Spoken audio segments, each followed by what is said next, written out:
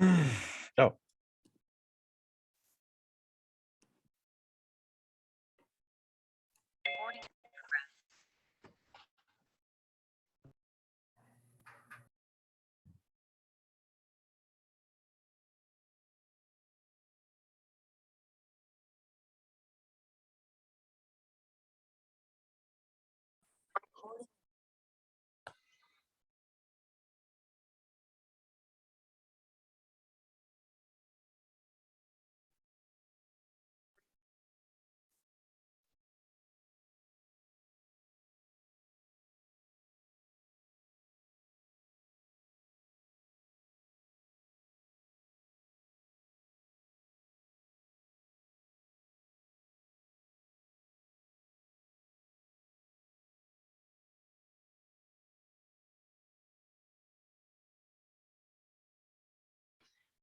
All right, good afternoon, guys. I still kind of got some folks trickling in here. So I'm gonna start off by apologizing if you guys hear a lot of like background noises from our radios. Seems the radio seems to be pretty busy this afternoon, so it's kind of loud, and we have other people within the building that need to listen to it. So it is a little loud, but just hopefully you guys can hear me over it. All right, so we went over chapter 3 and 4 this afternoon, and or throughout the day. And chapter 3 we're going to go over this afternoon, and then chapter 4 we're going to go over tomorrow. The reason, like I said this morning, the reason we're splitting it up is because there's a lot of information and some important information in both of those chapters, especially chapter 3, the safety. So that's pretty important stuff. And this afternoon, we're going to go over the LCS, the 10 and 18, play a little game, and then we'll break up in our groups. So I'm going to do the old share the screen. And it might take me a second, but we're going to go over and go through a PowerPoint real quick.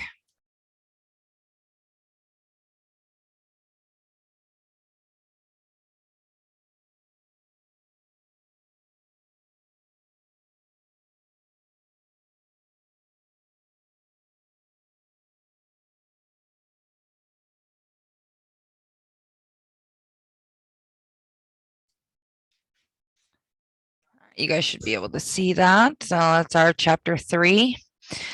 So before we get started, I did put in, I know you guys have access to this, but if you do have your phone out or able to scan a QR code, this is a new IRPG. You can make it an icon on your phone if you would like to. And if you are on a computer and on your phone, you can actually go through some of the LCS and 10 and 18 while we're talking about it this afternoon. So I'm just going to hold that up there for a second.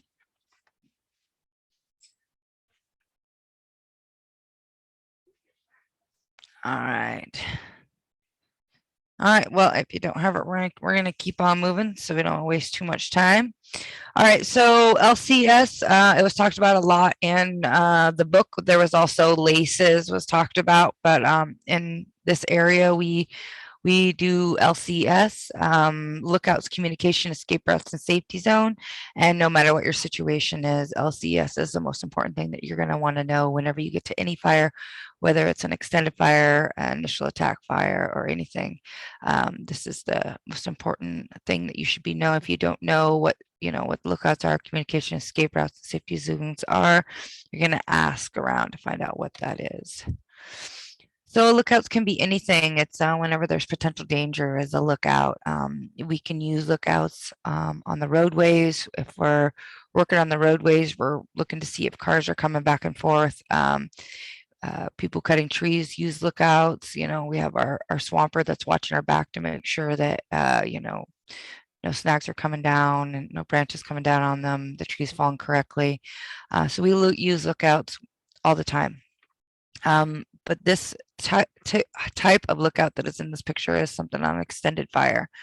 So you could be tasked as a lookout. You get up on a high ridge, you can see your crew, you can see where the safety zones and escape routes are, and you're able to make sure that there is a sufficient distance between the fire and your crew.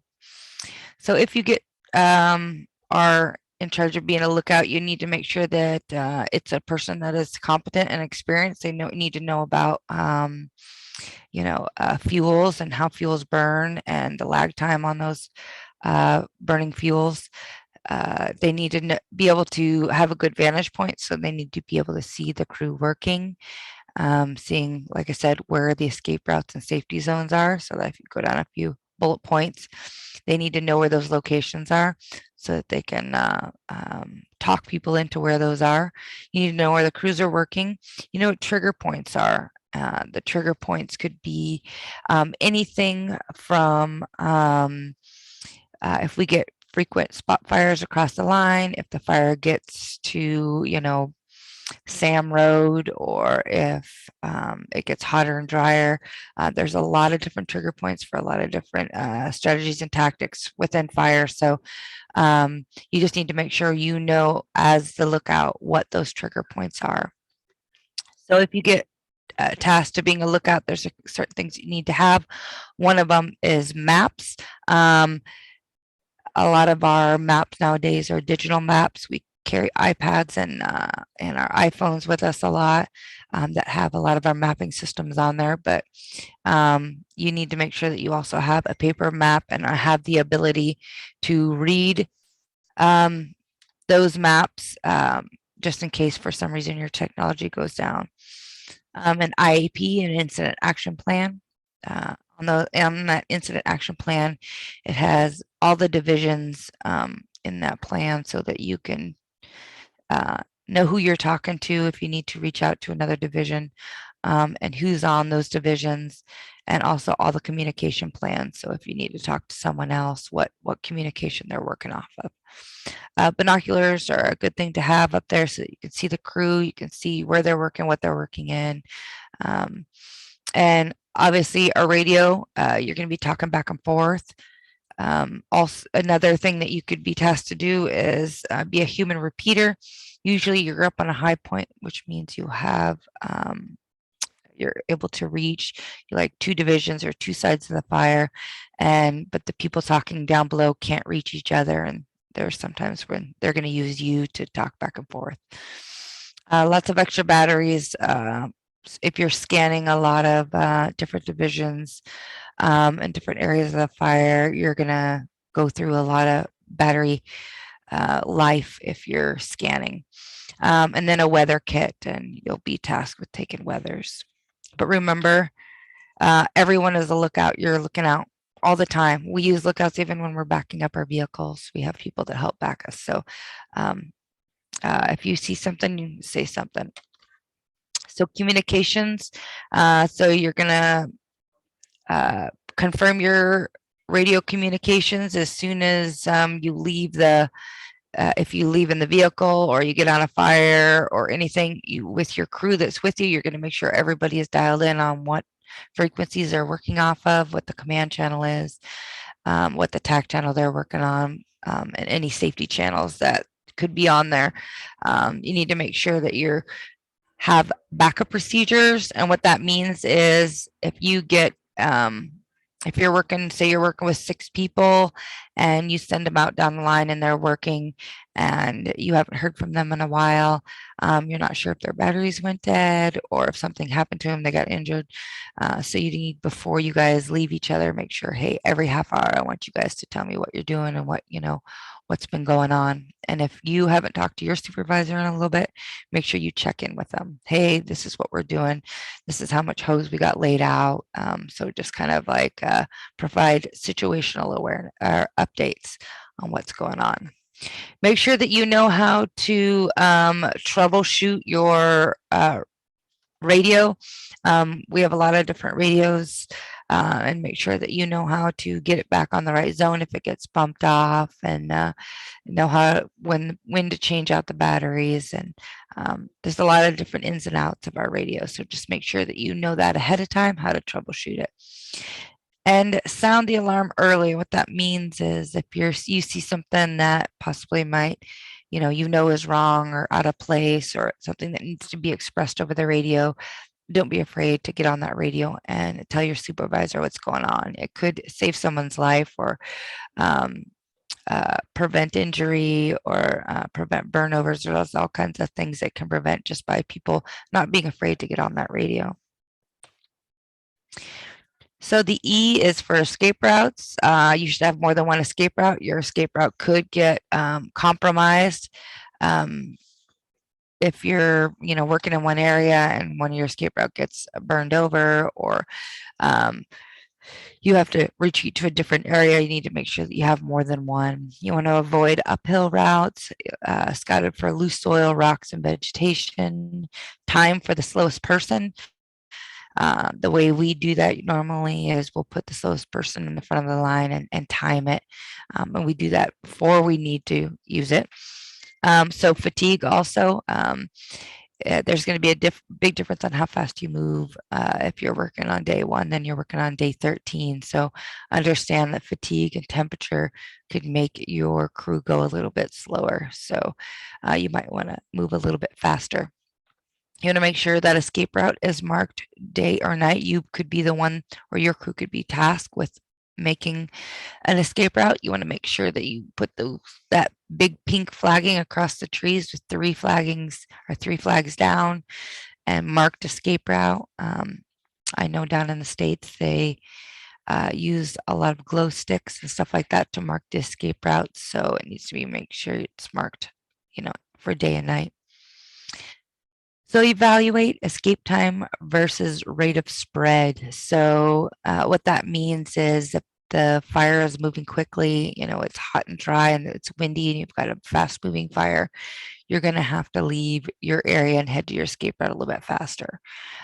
So if the fire is, not moving very quickly and it's just kind of like, not as fast as it would if it was wind driven, you might have a little bit more time. So, and even our escape route could be jump back in our vehicles and head out. And that's why we always park our vehicles facing out, because it's one of the hardest things in a hurry to get in your vehicle and try to back up and do like a, 5-point turn just to get out. You want to be able to get in your vehicle and leave. So safety zones. Safety zones should be survivable without a shelter, and that's a big one. You're always going to have your shelter, but make sure it's you should be able to stand in the middle of it and be just fine. Some of our safety zones could be back into the clean burn, and that means that it's burned already through that area. It can't reburn again, and that could be a good safety zone as long as it's not still smoldering and hot within that black area. It could be a natural feature like a sandbar or a rock, a rock bed or a waterway. Those are the kind of things that are natural features. It could be a constructed site, so it could be a dozer that is pushed out a big safety zone for you, which is normally the case, especially down in the States. It could be even a huge parking lot, something that is a big wide open area. It needs to be scouted for size and hazards. We're looking for, rocks that could come loose, tall trees that could come down, any type of like telephone poles, fuel tanks, all kinds of stuff. So make sure it's scouted for hazards. And then if it's upslope or downwind or has heavy fuels, it means there's much more heat impact and you need to have a larger safety zone. So there's going to be a big difference if there's a safety zone that's within a grass area compared to, really tall, white spruce all the way around your safety zone. It's going to be, you're going to need a little bit bigger safety zone. So here's kind of an example of some sizes of some safety zone according to flame length. So you take your flame length and you times it by 4, and that's how big your safety zone should be. So if you have a 10-foot flame length, you need to have 40 feet separation if you were standing in the middle, and that's about a tenth of an acre. You've got all the way from 200 feet separation should be 800 feet all the way around. That's 46 acres. That's quite a bit. That's a huge size. We estimate a acre is about a football field. So that's how we kind of estimate what an acre looks like. So if you think about how big a football field is, that's about an acre. So we're going to get into the 10 standard orders. They were developed in 1957 by a Forest Service task force. They reviewed 16 tragedy fires from 1937 to 1956, and they were based on general orders. And they were put into 3 different categories, and we're going to go ahead and go through those. So in these standard orders, we don't want these to be broken. These are things that are, we try not to break these if at all possible. One is, or the first 3 are fire behavior. So you keep informed of the fire weathers and conditions and forecasts. We talk a lot about fire weather. It's very important to our fires, whether your fire is going to move or it's not going to move. You know, if it's hot and dry or if it's raining, it really does change the fire weather. So knowing what your fire is doing at all times, is your fire smoldering? Is it creeping? Is it, torching off? You need to know what it's doing, or keep in contact with someone who does know what the fire is doing at all times. You're going to base all actions on current and expected fire behavior. So there's certain things that you're going to do differently if the fire is moving very quickly compared to if it's hardly moving at all. So all your strategy and tactics will be according to how what the fire is currently doing. We're going to talk a little bit about fire safety. So that's the next 3. So we're going to go back to those escape routes and safety zones. You need to make sure you identify them, know them with every fire that you go to, and make them known. So if you know where they are, it's not always okay if it's just you that knows who it is. You need to make sure everybody that you're working with, everybody on your division knows where they are. Like I said, you could be tasked with making the escape route and safety zone, and you need to relay that information over the radio or push it up the chain to make sure everyone is aware where the closest safety zone is.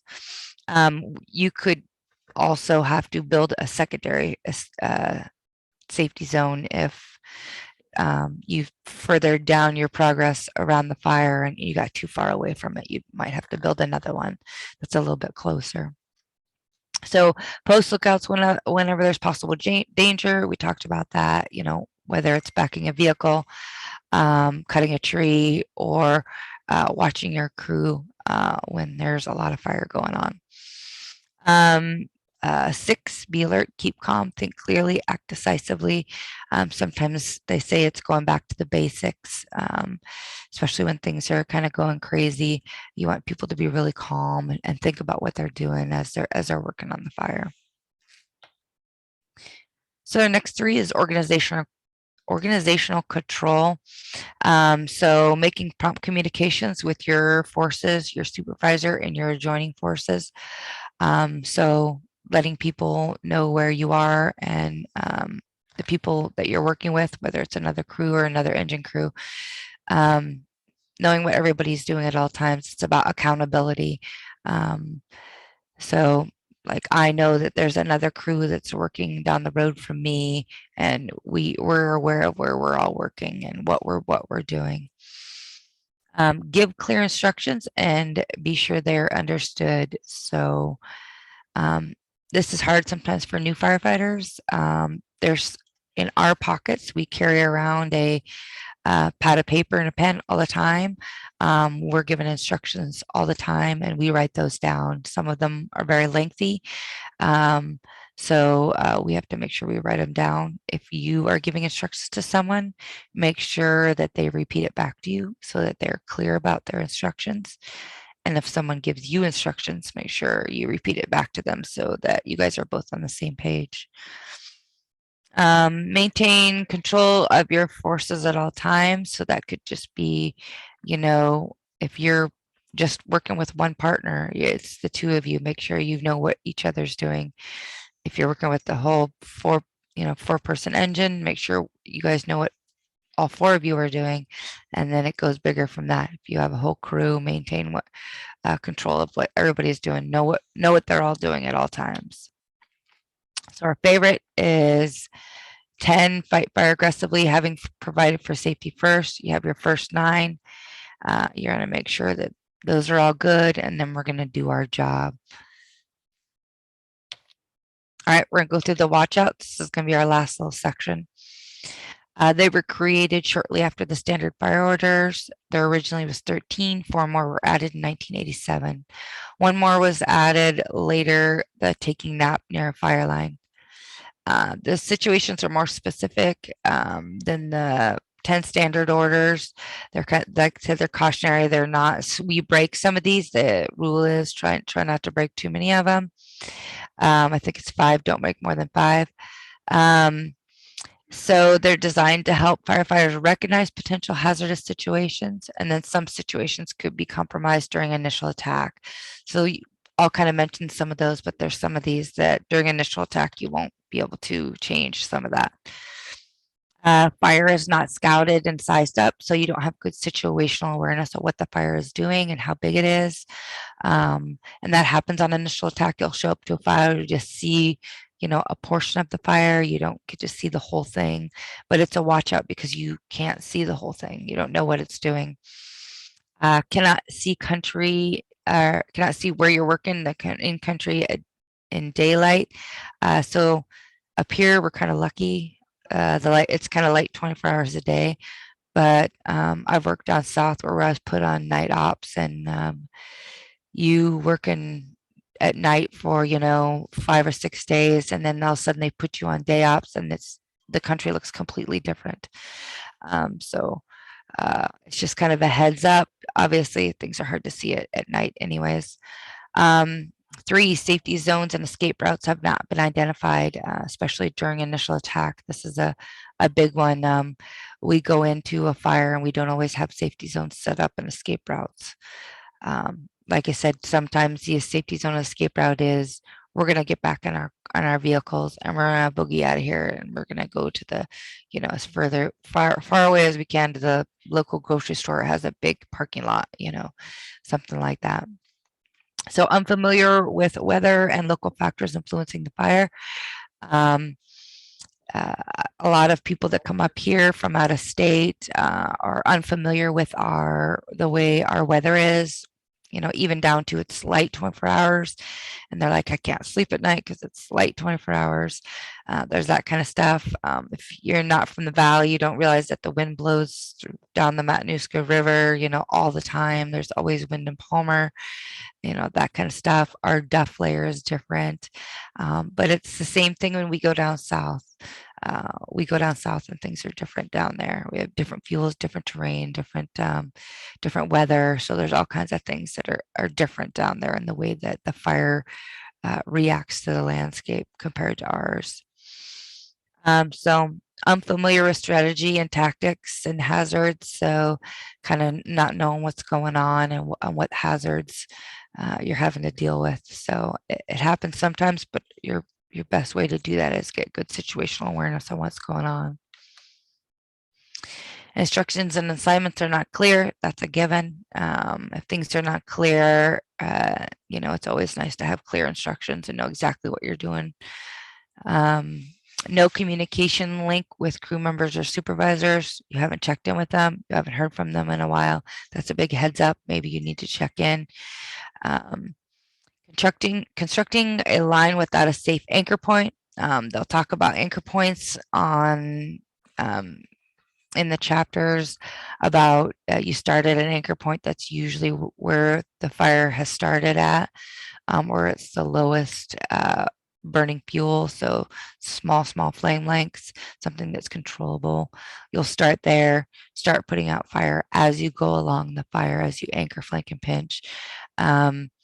So as you're anchoring that fire, you're going to put fire out, making sure you look behind you and see if to see how your behind you looks, because that's your safety, is going behind you where it's already been put out. building a fire line downhill with fire below. So just like if you had a match and it was burning, if you tipped it upside down, it would burn your fingers, right? Because fire burns faster up than it does, going down. So sometimes we have to do that. We just got to know that it's going to burn faster going uphill. Attempting a frontal assault on a fire. Sometimes we have to do that, especially with like grass fires. Grass fires, we will. They're a little bit more easier to put out. They're smaller fuels. Usually you can put them out with the water and swatters. So sometimes we do have to do that, but it's a heads up. You're always taking a risk when you're attempting a frontal assault. So 11's pretty easy. Unburned fuel between you and the fire. Obviously, that fire can get to you through that unburned fuel, so it's a watch out. Cannot see main fire and not in contact with someone who can, so you don't know what that fire is doing. There's many times where I've been on a fire and I actually, most of the time I was just gritting and I really didn't see the main fire, which happens a lot. But I'm listening to the radio and I get good situational awareness in the briefing in the morning, and those people do know what's going on with the fire. On a hillside with rolling material that could ignite below. So anything that is on fire above you that can roll down and behind you and start a fire. Now you have fire underneath of you that can move up the hill pretty quickly. So the next two, 14, 50, you cannot control. It's just a heads up. You could probably change tactics if it's getting hotter and drier or the wind increases or changes directions. You're going to think about doing something a little bit different or kind of retreating or pulling back and trying to make up a different way of doing it. All right, last three is getting frequent spot fires across the line.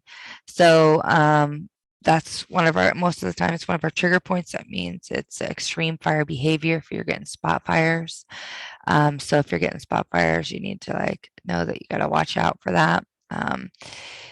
Terrain and fuels make escape to safety zone difficult. So as you work around the landscape and you're anchoring fires, sometimes you get into some pretty, hard terrain where you might need to, like I said, build a secondary escape route and safety zone that could be a little bit closer and a little bit easier to get to.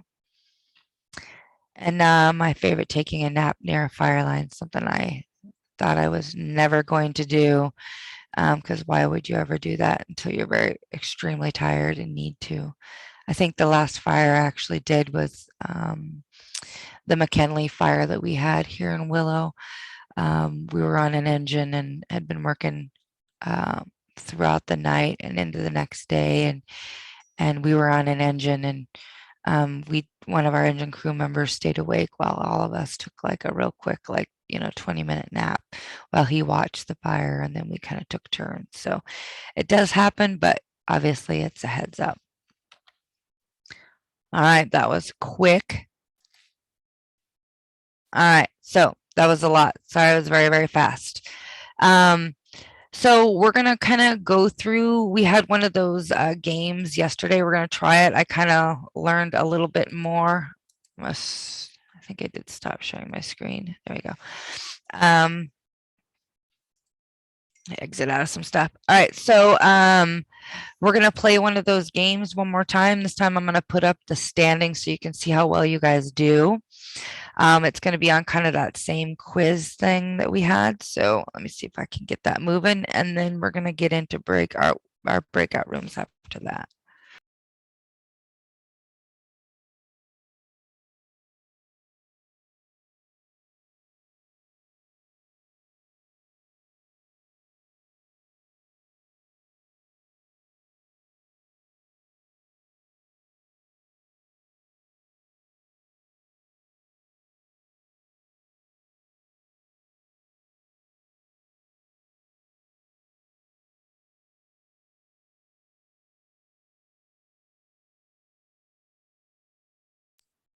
All right, are you guys able to see that? I hope so. All right, you guys can start whenever.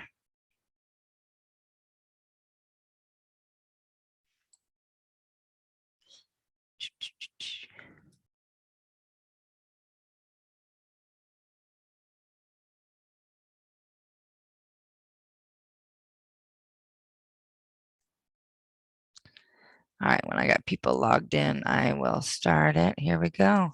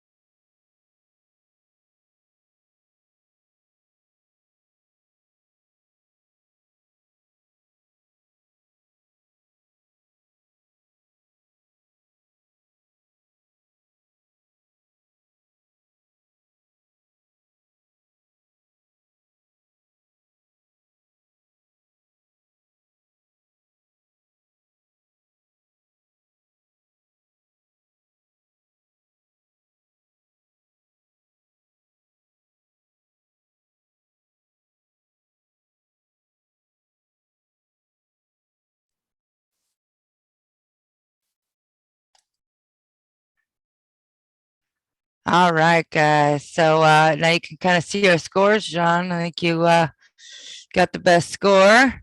Nice job. These are just for fun, so it doesn't really reflect anything. All right, so what we're gonna do is we're gonna, one of our instructors are gonna start setting up the breakout room, and we're kind of be put in different, you're gonna be working with a different instructor today. You may be with the same, we just kind of shuffle everybody around. But we're going to be going through another Jeopardy game. We just kind of want to solidify some of the stuff, and it's kind of a more fun way to go through it than to do a lot of reading and a lot more PowerPoints and stuff like that. So they're going to go ahead and start working on those breakout rooms. So we might give it a second. While they're doing that, does anybody have any questions about the 2 chapters that we just had? Yeah, I got a couple questions. Yeah, go ahead. So how fast do these fires like spread up chimneys? Because I never found like a solid answer for it. Like, do they just take out a couple 100 feet in like 10 minutes, or? It really, so there's a lot of different factors they're going to factor into probably why you can't find a good answer, mostly because it really depends on the weather. It depends on what kind of fuel is going on, what fuel is burning in. It's going to move faster if it's actually through like a light fuels, because they burn a lot quicker. If it's wind driven, if it's like heavy fuels that are also wind driven, it can move really fast. I've seen fire down in California just rip through entire towns and within 30, 40 minutes, so it really, I know that in a chimney, because it's a kind of a watch out situation, or it's a little bit more dangerous, is because it funnels through just like a chimney would. So like all the fire goes from a bigger area to a smaller area, so it like pushes it through and funnels it through, which makes it burn a lot quicker. But probably the reason why you didn't get a solid answer about how long it takes is because there's so many factors that are involved. It just is one of those things, just like when it burns in saddles and chimneys and any of those narrow canyons and stuff like that. It's all they're all kind of watch outs because you've got like banks on all sides and it funnels that fire. So I couldn't give you a solid, because I don't think there really is a good solid answer for that. Well, and then another thing it does too, with all of that fire down on the bottom of it, it's sending all the heat uphill. So it's essentially just preheating it. So then once fire actually touches it, it just basically explodes. It's pretty impressive. Yeah.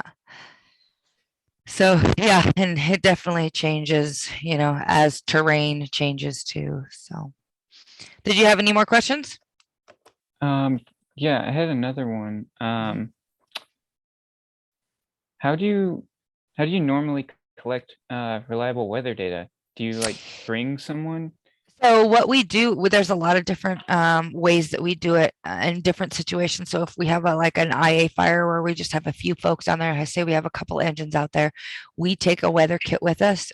We have a weather kit that we spin weather, or we have another type of weather that we could take, which is through a Kestrel.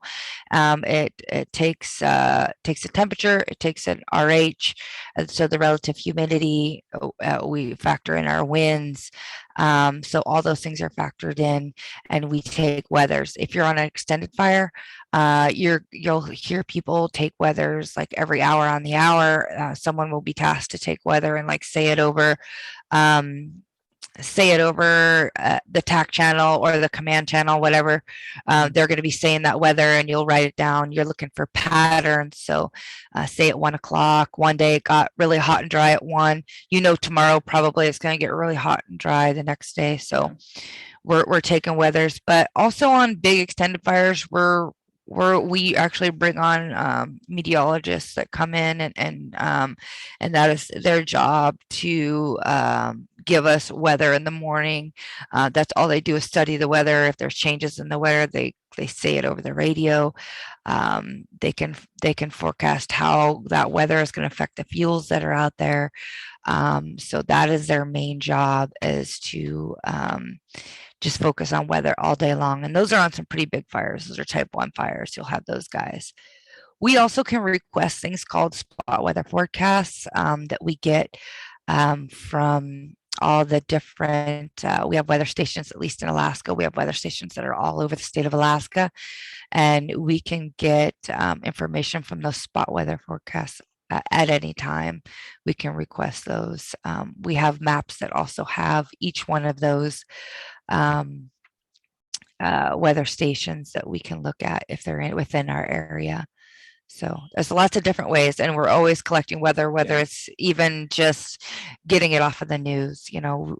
But when we're on a fire, us as firefighters, we take weather constantly, and we'll actually learn. Everyone will learn how to take weather on your field day. You'll learn how to take a weather. Okay. Cool. Is there anything else? Nope. Yeah, I've got a third question. Oh, you go ahead. Keep going. So who normally sets up safety zones? Is it kind of the same thing as the weather data?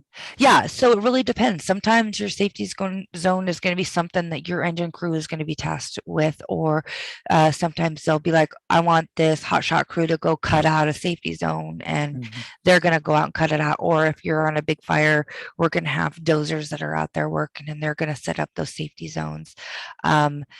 Sometimes it's we'll have other people inspect it, so maybe a safety officer will inspect it, or somebody that's more experienced will be like, okay, this is big enough. Even a crew boss could inspect it and be like, hey, this is a good one for the amount of people that are in the area. So like I said, that could be anybody. It could be one engine boss, it could be anyone that is required to set that safety zone up. And it could be, let's get in our vehicle and we're going to go to a big parking lot. You know, that could be the safety zone. So it's not always something that we have to build. So cool. I bet you a lot of other people had those questions, so I'm glad you're asking them. You got any more? Nope, that's it for now. Okay, cool. And just to remind you guys, to let you guys know that on your field day, everyone is going to be getting a one of the new IRPGs and some fire information from us that you'll be able to take home. So, all right. So I think that our breakout rooms are going to be. Oh, I hear that Jason's got to leave. So I'm just gonna let him leave for a second. So let's go ahead and open up our breakout rooms, and I think they're going to open them up, and we're going to go ahead and start.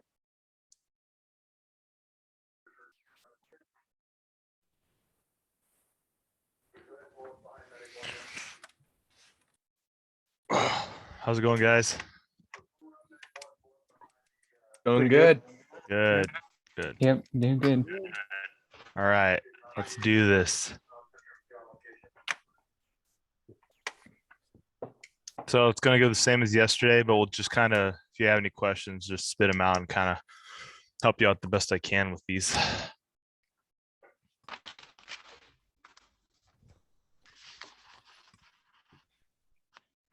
Anybody can go. Pick one first. 10-500.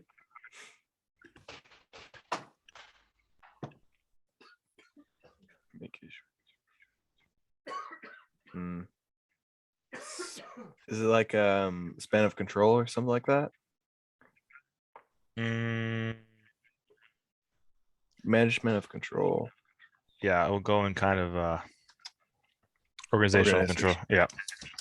Span of control is probably the best term for that.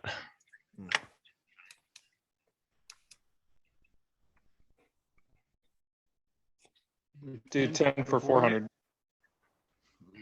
Oh, 1 second. So on that span of control, they've done like numbers. So it's kind of the optimal number for one person to supervise is like 3 to 7 people or 3 to 7 like resources. And like the optimal number is 5. So that's kind of how you'll see things fit off. So if there's like 20 engines, you might see 2 supervisors for those 20 engines to kind of break them up to be more manageable.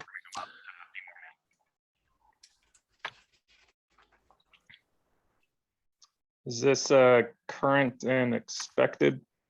Yep. Behavior of the fire.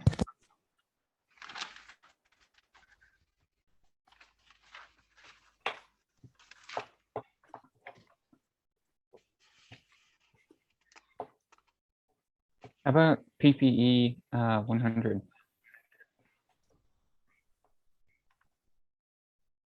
$19.77. Yep.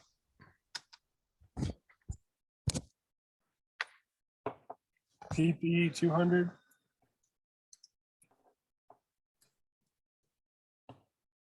Fire shelter. On it.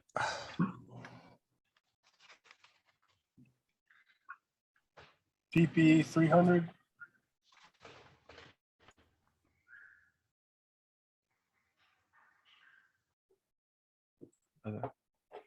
Weather.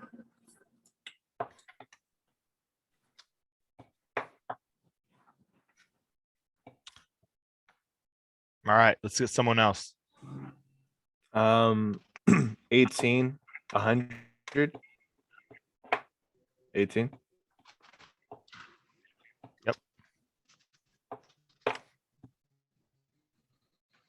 LCES 500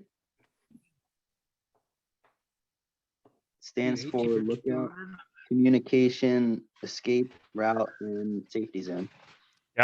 Yep, escape routes and safety zones. How about 18,200?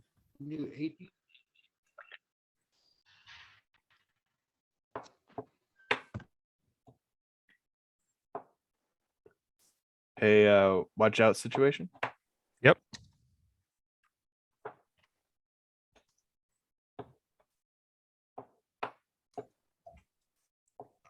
Whoops. 10 for 300.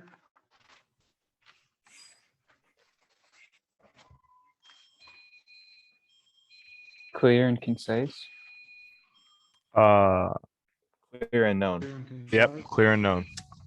Clear and understood, yeah.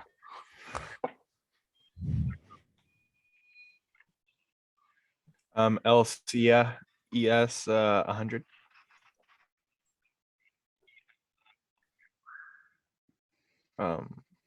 Lookout.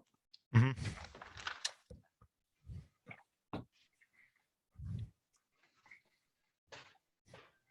How about 10,100? LCS 200. 10 fire standard orders.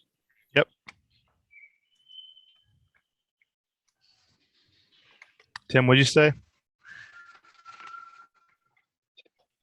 LCS 200.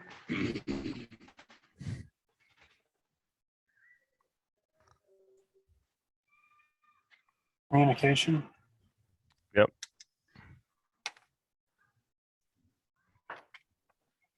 Communication. Yep, that was right. Communication. How about PPE 400?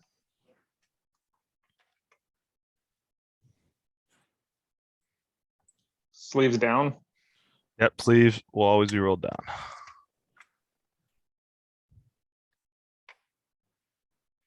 How about PPE 500?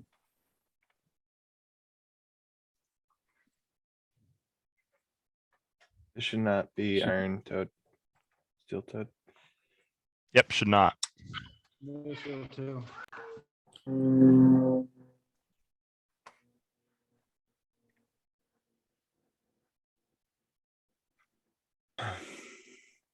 LC LCES 500. Didn't we already Oh, answer didn't this? we already do this one? Yeah. Yeah, we did. so I'll give you 400, James. Okay. Is it escape routes? Or safety zones. Oh, safety zone. Yeah, they're a refuge area. How about 10,200? Oh, sorry. No, that's fine. Known.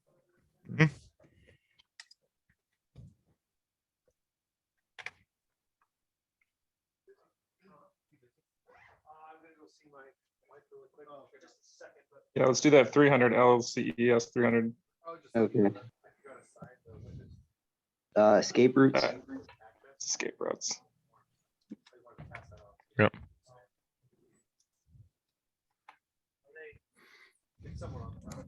18,500. You in the fire. Yeah, you were with me on that. Did you? 400.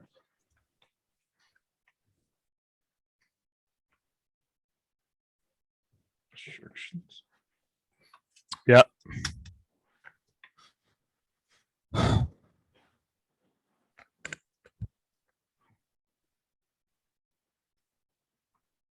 $300. Yep. Watch out situation.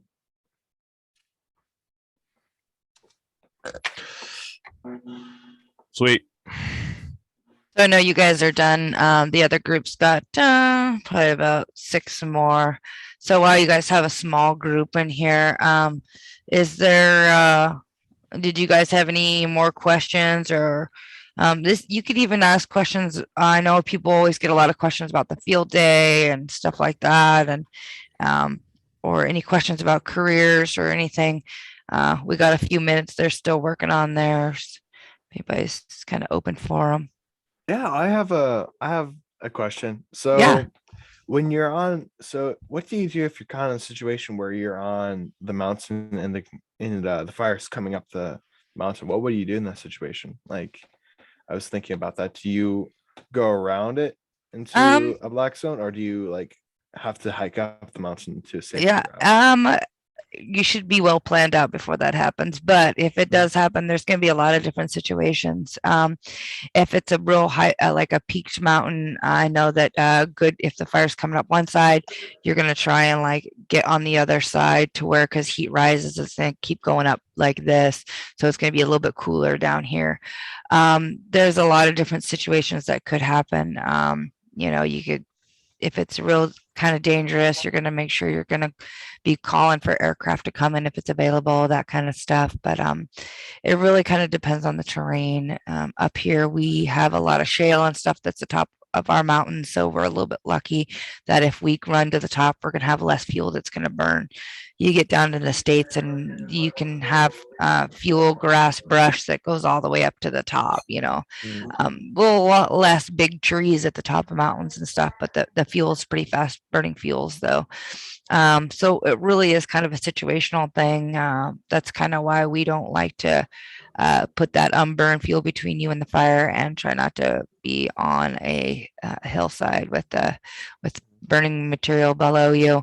It's kind of one of those situations. We just try not to get into those situations. Our safety officers probably wouldn't allow it, but there are times that situations have happened, I'm sure, and like I said, you're just going to come up with the most reasonable way to get yourself out of harm. But it could be, like I said, jumping onto the other side of the peak, because avoiding that heat rising. But yeah, James, there's also a checklist, a downhill checklist. If Yep. we have to, like, if it's like a small little like single tree on the side of the hill, your first step is to kind of try to go way out of the way of the fire and get to the bottom of it and then engage it. Or there's like a big checklist in our IRPG of the steps that we have to go through to be able to even like start attacking a fire that's below you.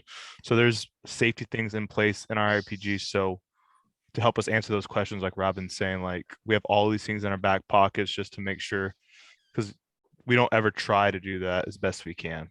Right. yeah, good point. Good. Yeah, that IRPG is used for a lot of things. Even if your pump fails, there's a section in there that tells you how to troubleshoot your pump, which I've used before. So there's a lot of different things, a lot of medical stuff, aircraft safety stuff, all kinds of information in there.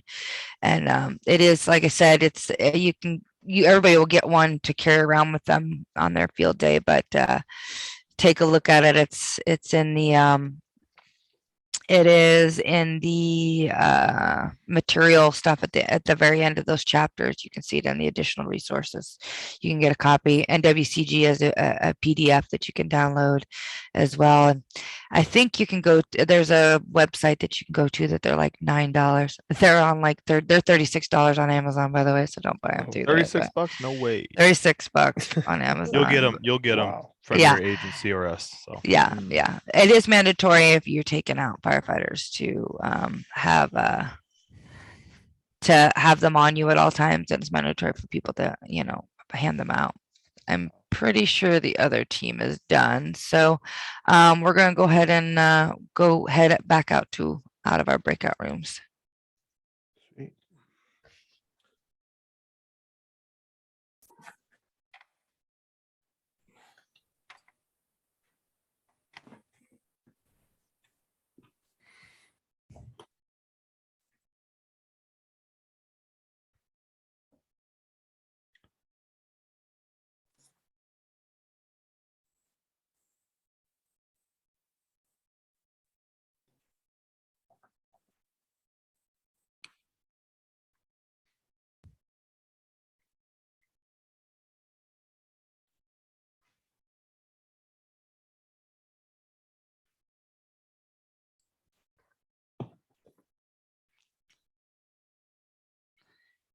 I think we got people slowly filtering back. Sometimes it takes a few minutes to get out of that breakout room mode and back into the main room.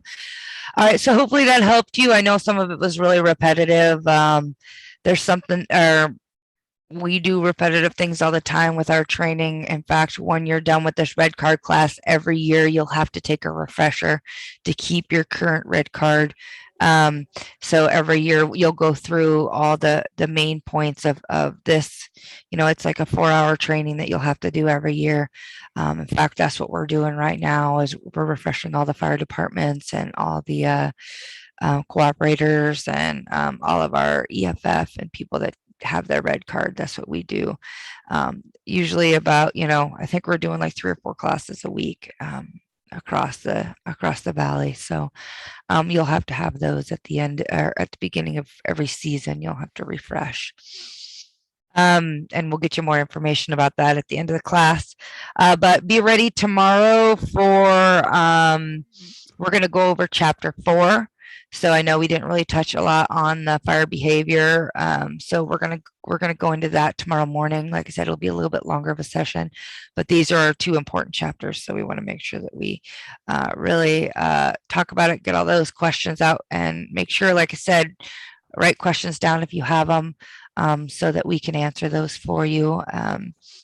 It's a little bit different when it's online. It's not as interactive. I've taught a lot of in-person classes and I get that feedback and I feed off of you guys and you guys feed off of the teachers. I know like exactly what you're getting and questions are getting answered, but it's a little bit different when we're all in these little boxes. So just make sure you write down any questions you have. Let's try and finish up chapter 3 and 4 by tomorrow.